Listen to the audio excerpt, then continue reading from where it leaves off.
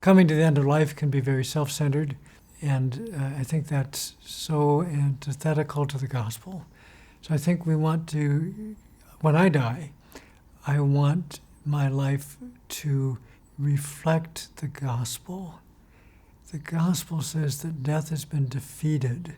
Death is no longer an enemy to be fought. It galls me sometimes when I walk through the intensive care unit at the hospital and see people who believe when they die they're going to heaven, and they're lying there on 10 different machines to keep them alive, and they're very uncomfortable while they're trying just to maintain life when they're dying. And I think it's so much better for the gospel, for those who look on, to see that death can be accepted. It doesn't need to be a fight to the finish. These people are simply resting in Jesus. One of my favorite stories was a friend of mine who taken care of a number of years, bad heart, diabetic, was in his 80s. And he came into the office once and said, John, we need to talk, but I want you to know that I never want more heart surgery. I've had bypass twice.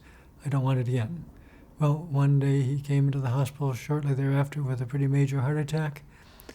Got down there, got him stabilized overnight. The first night he did well, but over the next day he started to deteriorate.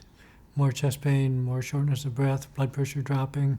Went down to see him after I finished at the office, and I said, I think the Lord's going to take you home, and I think he's going to do it tonight. He took my hand and he said, John, I've got 3 requests. 1, your visiting policy stinks. That was his word. You're telling me I'm dying. My wife and daughters are in the waiting room. They need to be here with me now.